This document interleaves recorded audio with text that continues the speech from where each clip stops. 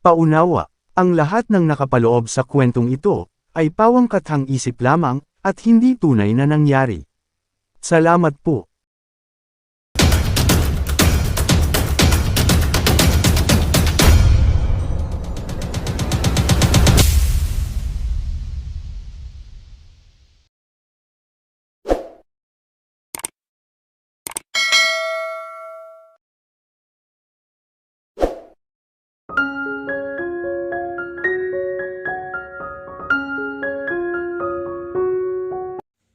Mataman nakinig si Rosana sa pagsalaysay ni Sophia.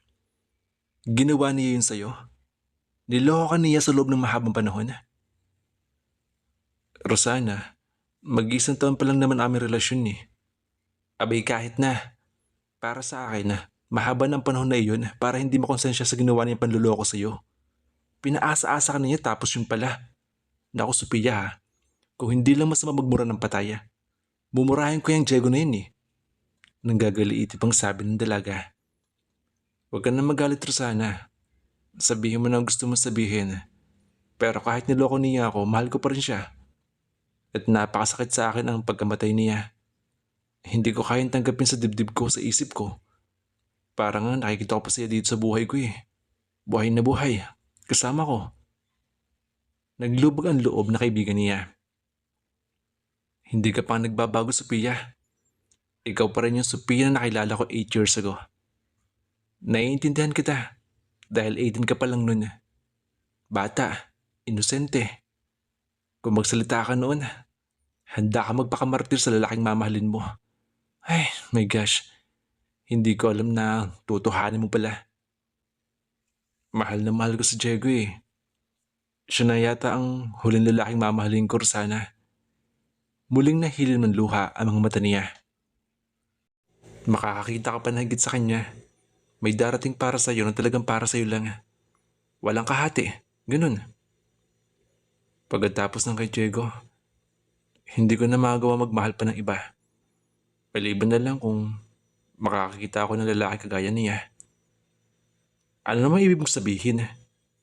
Kunot noong tanong Rosana. Para nangangarap na ibinaling niya ang tingin niya sa malayo. Isang lalaking kagaya niya sa lahat ng bagay.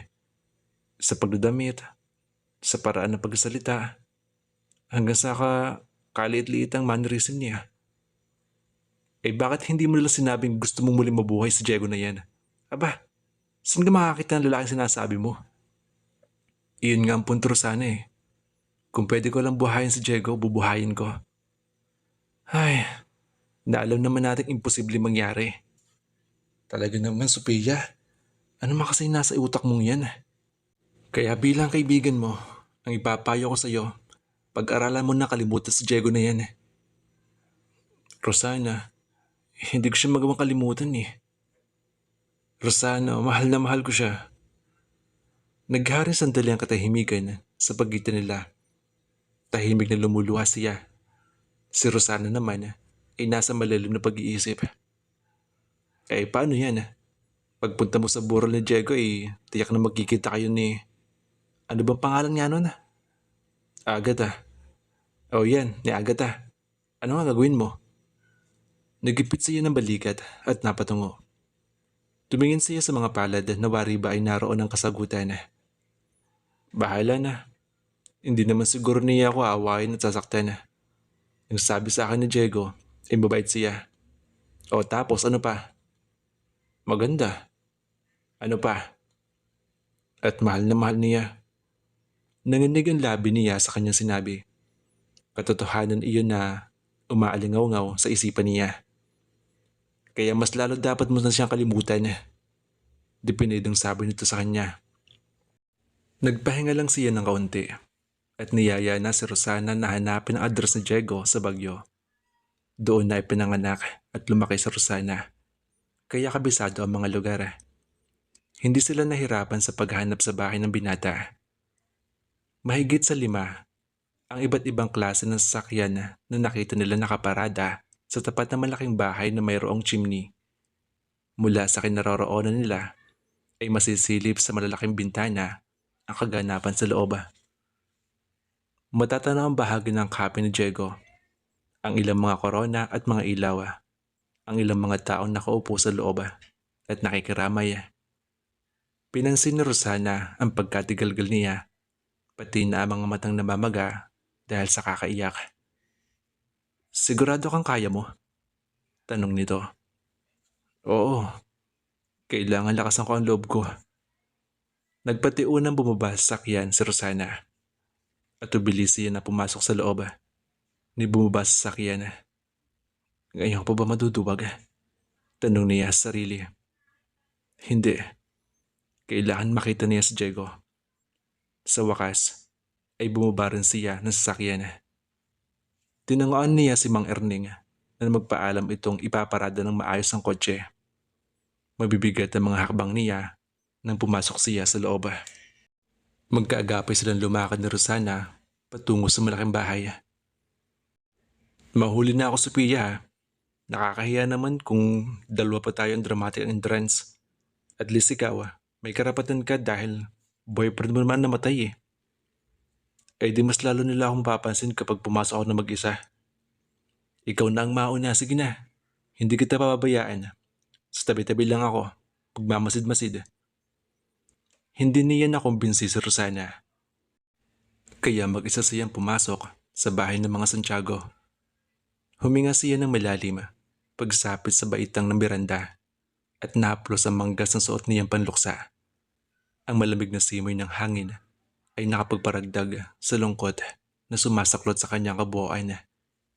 Ilang hakbang na lang siya sa isang malabangungot na katotohanan. Nakatutok ang mga mata ni Sophia sa kinahihimlayan ni Diego nang pumasok sa pinto.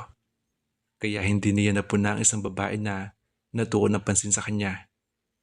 Tuloy-tuloy na lumapit siya sa kabaong ni Diego. Hindi niya napigil ang sarili sa panambitan. Diego, bakit mo ako iniwan, Diego? Napakunot ang noo ng babae nagmamasid sa kanya. May naulinagan siyang nagbulungan. Tuloy ang panambitan niya. Sabi mo, hindi mo ako iiwan, di ba? Bakit ngayon? Diego, wag mo akong iwan. O kung gusto mo, isama mo na lang ako. Pumalaot sa katahimikan ng lahat ng paghihinagpis niya. Isang babae ang lumapit. Tinapunan niya ito ng sulyap, saka muling nanangis. Nakikiramay ako. Aniya sa paos na boses. Ano ka na, Diego? Tanong nito. Girlfriend niya ako. Girlfriend? Bulalas nito sa nabigla sa narinig. Marahan siyang tumango. Ako ang girlfriend niya, deklar nito. At ikakasal na kami. Nagangat siya ng mukha at tumitig sa mga mata na kaharap. Ikaw si Agatha? Tila nababaghang tanong niya. Ako nga. Anito? Napakagad labis siya at nagyuko ng ulo na malibis-bis ang luha sa magkabila niyang pisngi. Ipinagtapat sa akin ni Diego ang lahat-lahat. Ang lahat-lahat sa inyo. Bago siya magtungo sa Mindanao. Ang sabi niya, ikakasal ng araw kayo. Nasaktan ako. Pero hindi ako kumibo matapos na yung sabihin. Ano magagawa ko? Kung ikaw ang pinili na yung pakasalan, di ba? Konsiderasyon na lang sa akin ang sinabi niyang sa kabila ng lahat ay may puwang pa rin ako sa puso niya na hindi niya ako malilimutan. Bakas niya sa mukha ni Agatha na ayaw nitong maniwala sa kanyang sinabi. Marahil ay iniisip nitong gumagawa lang siya ng kwento. Alam ko hindi ka niniwala sa mga sinasabi ko. Pero yun ang totoo. Kung mahal ka niya, ay mahal din ako ni Diego. Hindi totoo yan. Ako lang mahal ni Diego. Nagtaas ito ng boses, kasabay ang pagtulo ng mga luha. Dalawang matandaan tumayo sa tabi ni Agatha. Lumapit pa ang dalawa na sa palagay niya ay mga magulang ni Diego. Sino ka ba, iha? At kaano-ano ka ng aking anak? Malumanay at mahinahon tanong ng babae. Ako po si Sophia. Miss Santiago, kasintahan po ako ng inyong anak. Nagulat at nagkatinginan ang mag-asawang Santiago. Lumipas ang ilang sandali. Tahimik lamang ang magulang ni Agatha. Makakabuti sigurong huwag natin pag-usapan ng bagay na ito sa harap ng bangkay na aking anak. Igaling natin ang pamahinga ni Diego. Suhestyon ni Mr. Santiago na magkausap sila ni Agatha ng masinsinan sa balkonahin na tumutunghay sa mahamog na kakahuyan sa ibaba. Magkaharap silang naupo sa rattan chairs. Ibinatong ni Agatha ang magkasumping na mga kamay sa mesang nakapagitan sa kanila. Ang sa kanya naman ay nakapatong sa kandungan niya at pinisil-pisil iyon. Iiwan muna namin kayo, Agatha, sabi ni Mr. Santiago na tinanguan ng papa ng dalaga. Gusto namin pag-usapan niyo ito ng maayos ha. Tahimik na lumabas ang mga magulang ni Diego. Habang kasabay ang mga magulang ni Agatha. Tumiim ang katahimikan ng mapag-isa ang dalawa. Naramdaman ang tensyon. Gaano nakatagal ang relasyon ni Diego? Tanong ni Agatha na tila nagbaraan ng lamunan. Saglit niya itong sinulyapan bago siya sumagot. Mag-iisang taon na. Napapikit ito at hinayaan tumulo ang luha sa mga mata. Kung ganun pala, mag-iisang taon na rin niya ako nilolo ko. May pait na tura nito. Mahal na mahal ka niya. Gumaralgal ang boses na sabi niya rito. Gusto ko sanang paniwalaan. Pero, nandito ka ngayon. Katunayan na kataksilan niya. Napataas ang boses nito. Sanhi marahil ang galit na mababakas niya sa mukha nito. Pero maswerte ka. Dahil ikaw ang niyaya niyang pakasal.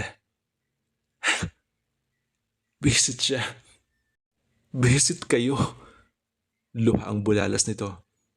Pagkuway napadokdok sa mesa at napahugulgol. Impit siyang umiyak. Isinalaysay niya kung paano sila nagkakilala ni Diego. Nagkakilala kami ni Diego sa isang ball. Kolonel ang papa ko. At sinama niya kami noon ni mama. Lumapit siya sa mesa namin dahil kilala pala niya ang papa. Ipinakilala kami sa isa't isa at niyaya niya ako sumayaw. Pinagbigyan ko siya. Gayon din ang hingin niya ang telephone number sa bahay. Nanligaw siya. Saka, paano ko matatanggihan katulad niya? Guwapo, matapang na sundalo, maginoo. Kapag kasama ko siya, pakiramdam ko, secure ako. Tama na. Lalo mula ako sinasaktan. Naniningkit ang mga matang hinarap siya ni Agatha. Kahit paano pa sabihin mo, niloko niyo pa rin ako. At ako, hindi rin ba ako niloko ni Diego ha, Agatha? Pinaniwala niya ako na wala siyang girlfriend samantalang nariyan ka. At kailan ko lang nalaman na ipagtapat niya sa akin na papakasal na kayo. Nang hinilingin niya palayain ko na siya dahil hindi ka niya maaring ipagpalit kahit na kaninong babae. Natigilan si Agatha nang marinig nito ang sinabi niya. Nanatili itong nakatitig sa kanya. Tila ba hinahanap nito ang katapatan sa mukha niya. Hindi ba mas masakit ang ginawa niya sa akin, Agatha? Umasa ako. Pero wala. Wala pala ako dapat asahan mula sa simula. Kahit kailan, hindi ko siya lubusang naangkin. Pero hindi ako nagtanim ng galit kay Diego dahil sa mahal ko siya. At pinatawad ko siya sa kabila ng hapding dinulot niya sa akin. Napahikbi si Agatha at ng mga sandaling iyon ay natitiyak niyang pareho silang niloko. Parehas sa kanilang nararamdaman. Dapat nga ba siya magalit sa dalagang karibala? Naitanong niya sa sarili iyon. O huwag na lamang pansinin ano man ang masasakit na salitang marinig niya rito. Nararapat kayang isaisip na lang niyang sila ang biktima ng mapaglarong puso ni Jeko. Tumining ang mahabang-habang katahimikan at nagdaan ng ilang sandali. Nagpakiramdaman sila. Pagkawan ay nagsalita siya.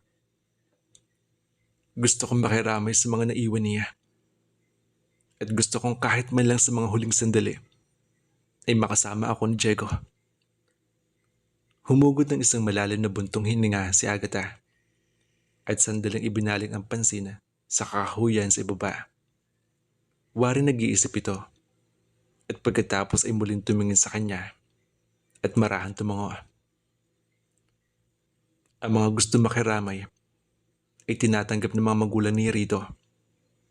Kaya wala akong dahilan para pagbawalan ka. Salamat kung ganun. Hindi siya tinugon ng dalaga. Tumayo ito at tumalikod. Humakbang pabalik sa loob ng bahay. Tumayo rin siya at itinukod ang mga kamay sa barindilya at pinagbasta ng kapaligiran niya. Lalong hinaplos ng kalungkutan ng puso niya sanhi ng maromantikong tanawin na. Matagal din siyang naroon sa balkonahe na mapag siyang magbalik na sa loob. Naabutan niya nakaupo sa isang upuan na nasa sulok ang kaibigan na si Rosana. Lumapit siya at tahimik na naupo sa bakanting silya sa tabi nito. Oh, ano nangyari? May pag-alalang usisa nito pabulong sa kanya.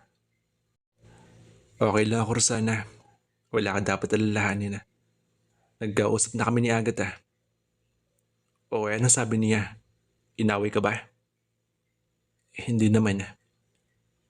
Pinakausapan niya ang kaibigan na huwag na muna silang pag-usapan kung ano naging resulta sa paghaharap nila ni Agatha. At nangakong pagbalik sa bahay ay ikuwento niya ang bawat detalye rito. Natahimik si Rosana at gaya niya ay nagmamasid-masid ito. Napansin niya ang isang magandang babae at gwapong lalaki na lumapit kay Agatha. Nag-usap ang mga ito na paminsan-minsan ay pinagtutuunan siya ng pansin. Hindi nakaligtas sa paningin niya ang pagkunot ng noo ng mga ito na sa tuwing titingnan siya ay hayagang ipinababatid ang pagkadisgusto sa kanya. Wala siya magawa kundi ang magyuko na lamang ng ulo. Sumunod yung nakita niya ay kausap ng mga magulang ni Jeko si Agatha habang katabi nakaupo ng mga magulang ng dalaga. Nasa mukha ng mga ito ang tila pagnanais na magpaliwanag. Ewan niya kung ano sinabi ni Agatha, ngunit kita niya nang matahimik ang mag-asawang Santiago. Naaga ang pansin niya ng isang magandang babaeng nagdadalaga pa lamang na lapitan sila nito ni Rosana at alokin ng kape at sandwich. Nahinuhan niyang ito nakababatang kapatid ni Jeko na si Mia dahil sa nanalisagawing kaliwa ng pisngi na siyang pagkakalinlan dito ayon sa namayapang binata.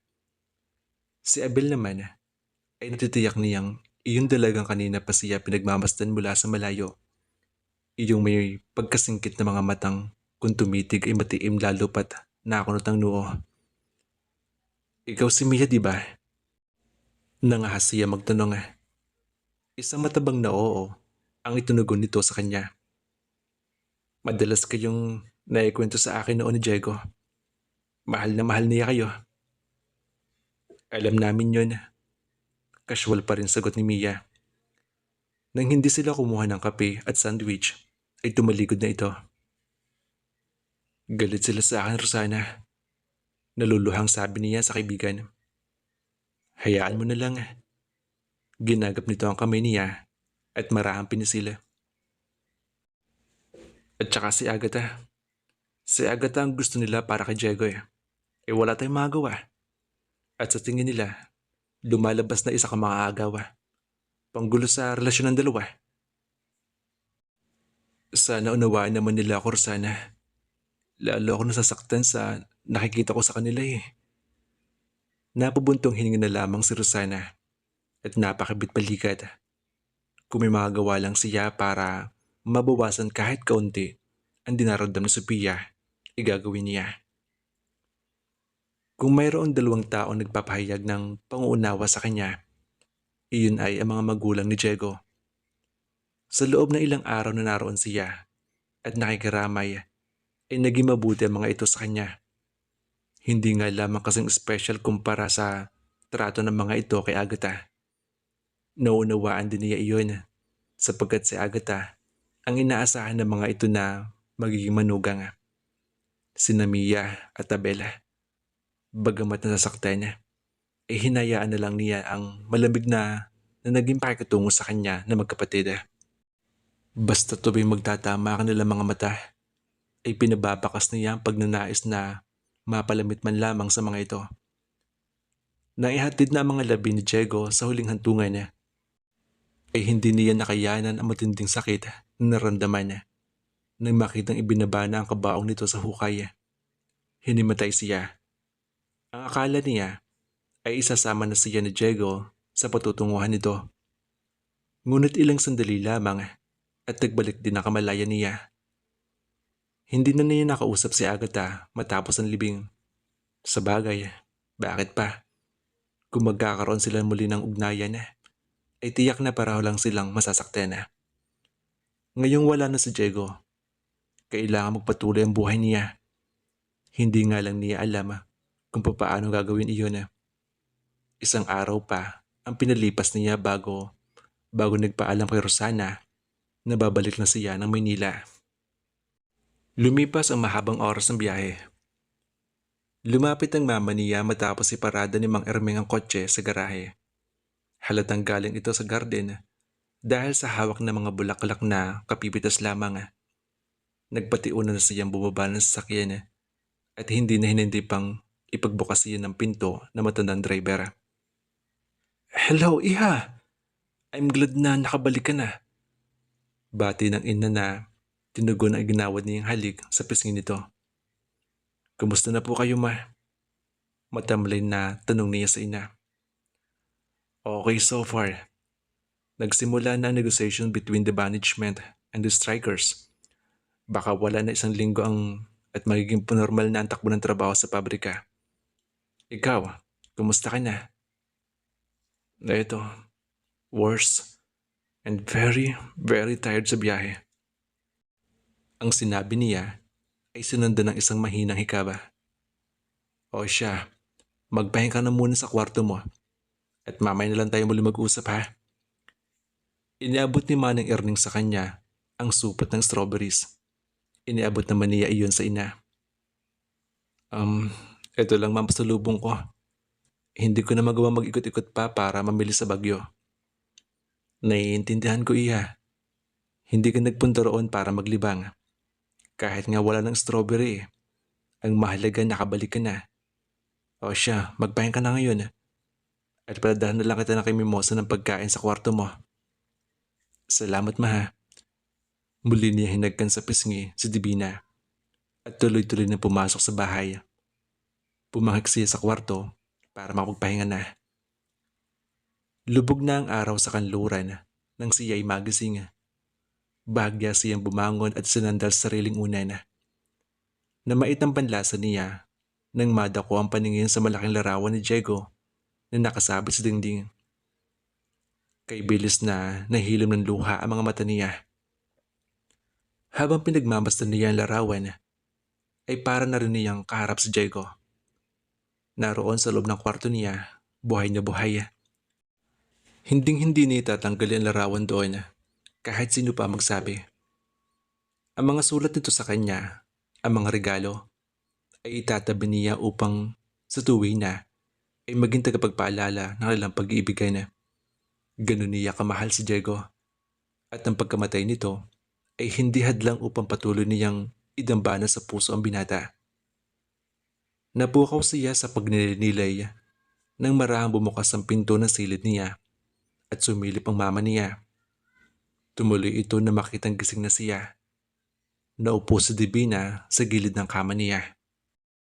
"Sinilip kita dahil baka ka ako igising ka na at nagugutom. Ipapamahi ko na lang pagkain kay Mimosa, ha?" "Mamaya na lang, mama. Wala po akong ganang kumain." Hindi na nagpilit pa si Divina. Kilala nito ang ugali ng anak. Gusto ni Sophia na hayaan siya sa sariling kusa. O siya, tumawag ako sa papa mo sa kampo at ibinalita akong bumalik ka na. Uuwi raw siya mamaya para makita ka. Isang pilit ng ngiti ang itinugon niya. Ano ang nangyari sa bagyo, iha? Seryosong tanong ni Divina sa kanya. Hindi niya nakuha magkunwari. Isinilaysay niya ang buong detalye sa ina. So nagkaharap pala kayong dalawa. Masakit ma. Isipin pa siya ang babaeng pakakasalan ni Diego. All of my life. Noon lang ako nakadama ng insecurities ng makaharap si Agatha. Napakaganda niya. Maganda ka rin, iha, honey. Nagkamali lang sa Diego na ang lokohin ka. Mahal ko pa rin talaga sa Diego, mama. Anak, pag-aralan mo na kalimutan siya. Patay na siya. At kahit anong gawin mo, ay hindi na siya magbabalik pa. Sasaktan mo lang ang sarili mo niyan. Mahal na mahal ko po siya, mama eh. Honey, halika nga rito. Nag-offer ng balikat sa Divina na makitang pinanggiliran ng luha ang mga mata niya. Parang batang humilaw siya sa mga bisig ng ina. Napahikbi siya. Naawang hinapros-hapros nito ang buhok niya at ang kanyang likod. Sa ginagawa nito ay wari bang nais siyang proteksyonan, ilayo sa mga bagay na makakasakit sa kanya. Bata ka pa, iha. Marami ka pa makikilalang higit pa kay Diego. Malay natin, baka bukas makalawa mayroon dumating. Ma, si Diego lalaman ng puso ko. Malalim ang damdamin tinanim niya sa puso ko. Akala mo lang iyon, iha. Kapag dumating ang isang tao na makapagpapalimot sa iyo sa mga kalungkutan mo, sasabihin mo tama pala ako. Eh di dapat, kamukha niya si Diego. Sa lahat. Sa lahat? Nagkipit ng balikat si Sophia. Anak, kung iyon ang gagawin mo, ang maghanap na katulad niya, ay magiging unfair sa iyo ang mga lalaking darating pa sa buhay mo. Ang gawin pa nakibutas ang isa sa pinakamasakit na maaaring maramdaman ng isang nagmamahal. Pinilit niyang ngumiti, naisipang biruin ng ina. Ma, paano kung magmadar na lang kaya ako? Aniya, napahumindig ito. Ikaw, magmamadre? Oh no, hindi ako makakapayag. Naitanong ko lang naman, mama eh. Pero sa ngayon, huwag kayong mag-alala. Wala sa isip ko pa bumadre. Huwag mo na rin gagawin biro ang mga bagay na yung Sophia, ha? Ngumiti na lang siya. Lumipas ang mahabang sandali. Nakasilip siya sa bintana na makarinig siya ng sunod-sunod na pagbusina. Tumunghoy siya sa ibaba at nakita niya si Mimosa lumabas ng bahay at patakbong tinungo ang gate. Pumasok ang isang military jeep sa bakuran. Humimpil sa harapan. Nakita niya ang isang unipormadong sundalo na umibis at nag-alis ng suot sombrero. Ang papa niya. Tinugon niya ang kaway nito nang mapatingin sa bintanang kinasisilipan niya bago siya manaog sa kanyang silid para ito salubungin. Nakababa na siya at nasa may punong hagdan nang pumasok ito sa sala. Kasunod, ang isang gwapo at matangkat na lalaki na dahilan sa buhok at tindig ay muntik na niyang ipagkamali kay Diego. Iha! Sinulubong siya na yakap ng ama. Papa! Ang tanging na sambat niya at napahimlay sa balikat nito. Nakamasid lang sa tabi ang lalaking kasama ng papa niya. At wala nakapansin ng romestro ang kakaibang reaksyon sa mukha nito nang makita si Sophia. Parang nagulat, natulala, at nagalak na hindi mawari sa pagkakita sa dalaga. Nagala sa pagkakayakap ang mag-ama at magkaakbay na tumuloy sa sala. Napabaling pa ang koronela nang maalala ang kasama. Siya nga pala iha. Si Franco. Siya ang aking driver bodyguard ngayon. Ipinakilala siya ng ama sa lalaki. Lumapit ito at naglahad ng kamay. Nagkamayan sila. Pwede mo akong tawagin Frank, mama. Magalang na sabi nito sa mga mata niya na nakatingin. Frank. Pabulong na nanulas sa mga labi niya. Ngumiti si Franco at naramdaman niya ang marahan nitong pagpisil sa palad niya. Binawi niya ang kanyang kamay nang hindi pinapahalata nakadama siya ng pagkailang sa ginawang iyon ng lalaki. Nasaan nga pala yung mama? Binalingan niya ang ama, ngunit bago niya nasagot ang tanong nito, ay lumabas na mula sa kusina ang mama niya.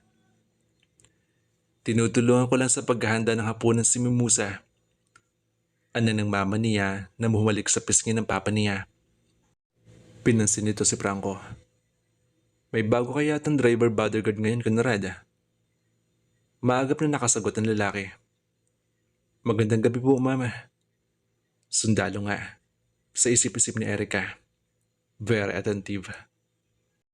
Aling, darling iyon na pinaikli. Tawagan sa isa't isa ng mama at papa niya. Si Franco. Franco, pag-uulit ng mama niya. Franco, kung hindi ako nagkakamali. Yes, mama. Lumapit din si Franco sa mama niya. Ngunit hindi ito nakipagkamay. Para ito isang night na humalik sa kamay ng reyna na halatang ikinilig ng mama niya. I like this man Pabiro pang sabi nito. Umakbay ang papa niya sa asawa. Dahil ako naalala mo sa ginawa niya, di ba, Ding? Sus, oo na. Alam na nga sinabi pa eh. Nagpalitan na matamis ng ngiti ang mama at papa niya. Hanggang ngayon, kitang-kita pa rin sa mga mata ng mga ito ang ningas ng pag-ibig na hindi man lang lumalamlam sa paglipas ng mga taon. Napangiti siya. Pero ang saya ay hindi umabot sa mga mata niya. Ganun siguro sila ni Diego kung naiba lang ang kanilang kapalaran. Napatingin siya kay Franco. Nahuli niya ito nakatitig sa kanya na agad ding binawi. Tila napahiya. Mabuti pa magpalit ka na ng damit at ipaghahanda ko ng hapunan natin. Narinig niya sabi ng mama niya sa kanyang papa. Bago pumanghik, ay binalingan muli ng papa niya si Franco. Bukas na tayo babalik sa kampo, Franco. Ang tono nito ay isa-isang superior na nag-uutos sa nakababa na ranggo. For the meantime, gamitin mo ang kwartong malapit sa kusina. Yes, sir. Iyon lang at tumalikod na ang papa niya. Kukunin ko lang ho sa jeep ang gamit ko, mama. Paalam ni Franco sa mama niya. Saka siya tinignan at tumalikod. He reminds me of someone. Anang ng mama niya habang inahatid ang tingin ang lalaking papalabas ng pinto. Diego. He reminds me of Diego. Sabi niya. Sa buhok, sa tindig, and the way he moves. Napapailing na napapangiti ang mama niya. So, I have noticed. Tayo na iha. At tulungan natin maghanda ng hapunan si Mimosa. Lumipas pa ang ilang sandali. Sa hapunan.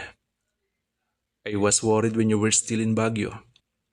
Gusto ko pa sana magsisi kung bakit pumayag pa ako lumahad ka mag-isa.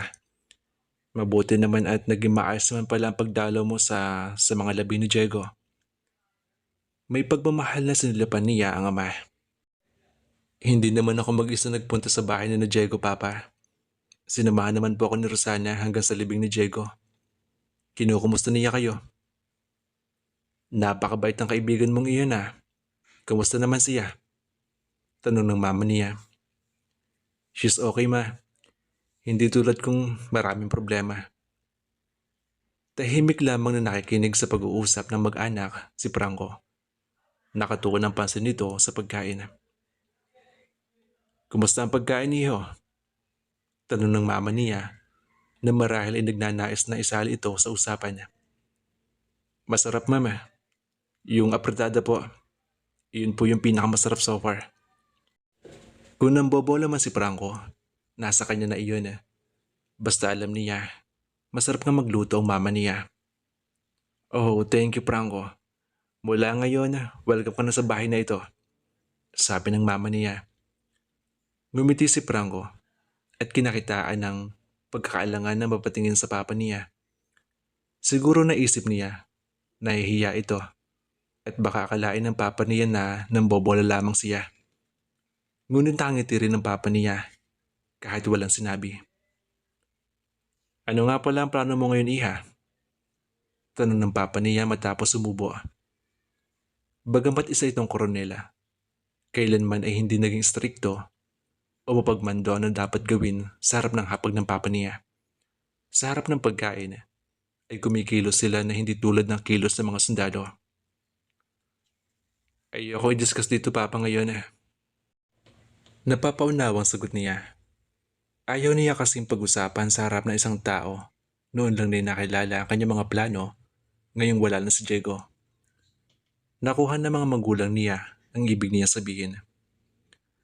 Then maybe after dinner, tinanguan niya ang ama. Taga saan ka ba, Franco? Maya-maya ay tanong ng mama niya sa lalaki. Taga Mindoro po ang mga magulang ko, mama. Anito? At paano ka naman nag-iisa sundalo? Bata pa po ako. Pangarap ko na po mag-iisa sundalo, mama. Ganun ba? Katulad ka pala ni Lucas. Ang Lucas na tinutukoy nito ay ang nakakatanda niyang kapatid na namatay ng aksidente pumutok ang baril ng papa nila na pinakaalaman nito. 5 taon na nakakaraan. 18 taon siya noon. Ilang buwan pa lang na siya ay magdibo nang mamatay si Lucas. Nasulyapan niya ang kanyang papa at nakita niya sa mukha nito ang pagguhit ng hapdi. Matagal na rin wala ang kapatid niya, pero alam niya na masakit pa rin iyon sa papa nila, lalo pat sa baral nito nakitilang buhay ni Lucas. Napansin din iyon ng mama niya, at ang napansin niya sa papa niya ay nasa mukha rin nito. Si Franco ang sumunod na yung sulyapan at nakita niya ang pakikasampatya nito. Hindi niya marahil napansin ang sarili na nag-react din katulad ng naging reaksyon ng mga magulang niya.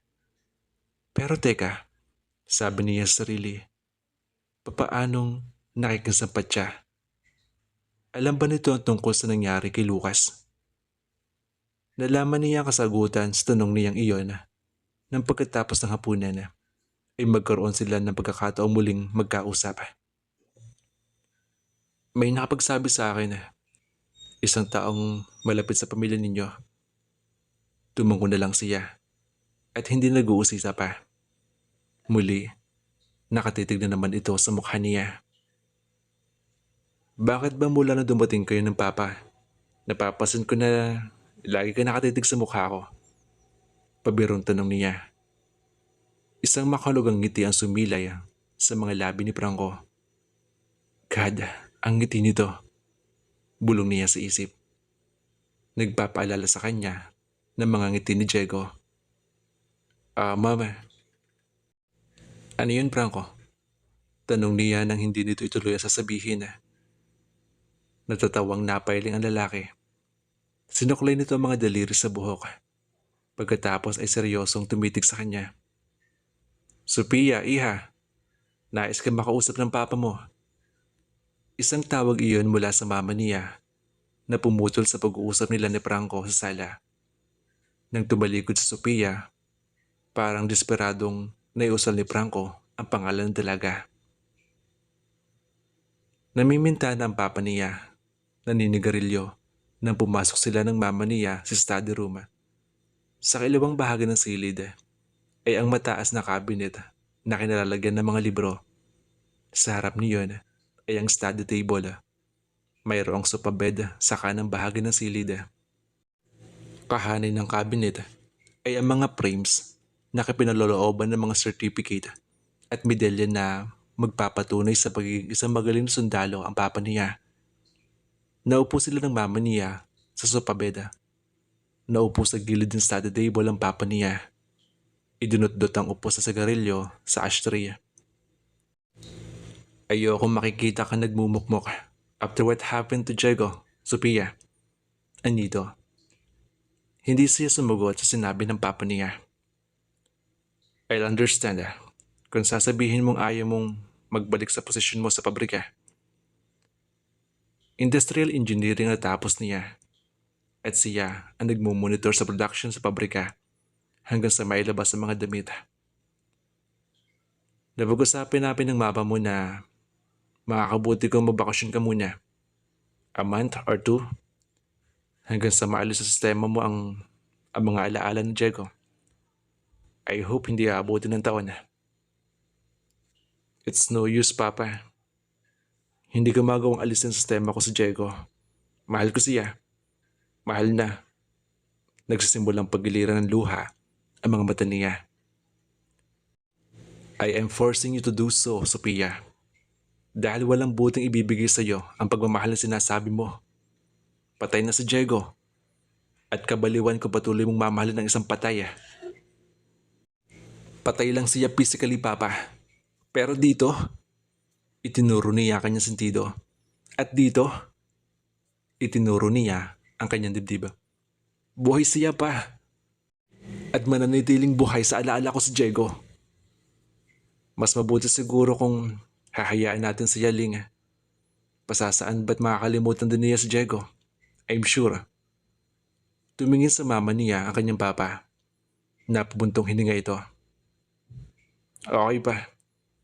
Magbabakasyon ako sa beach house natin sa Batangas. Pero sa isang kondisyon. Anong kondisyon? Since hindi rin lang ninyo masamahan ng mama dahil pareho kayong busy, bigyan niyo ako ng isang bodyguard. At pwede bang isuggest ko na si Franco para bantayin ako habang nagbabakasyon? Lihim siya nasiyahan ng kapwa matigilan ng mga magulang. Ang totoo ay ginawa lang niya ang kondisyon na iyon sa pag-aakalang iisipin ng mama at papa niya na hindi nararapat na pabantayan siya kay Franco habang nagbabakasyon.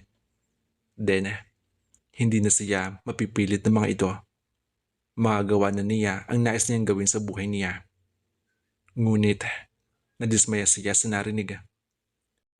Kung sa bagay, kakailangan na niya isang tulad ni Franco na maaari siyang pigilin kapag naisipan niya magpakalunod.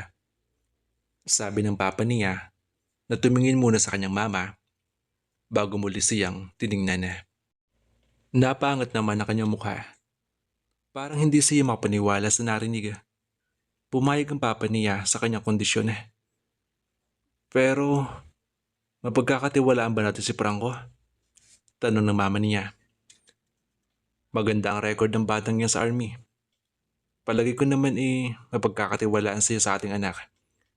And besides, hindi pipiliin na anak natin si Franco kung nararamdaman niya hindi gagawa ng mabuti. Hindi ba, Sophia? Iha? Patay. Sa isip niya. Bakit ba bigla-bigla na lang siyang nagbibigay kondisyon kanina? Hindi na balo na lang kaya, Papa. Kaya ko naman sarili ko . Alam niya na hindi pa huli kong babawiin niya ang kanyang sinabing kondisyon. Yun nga lamang, hindi na pumayag ang papa niya.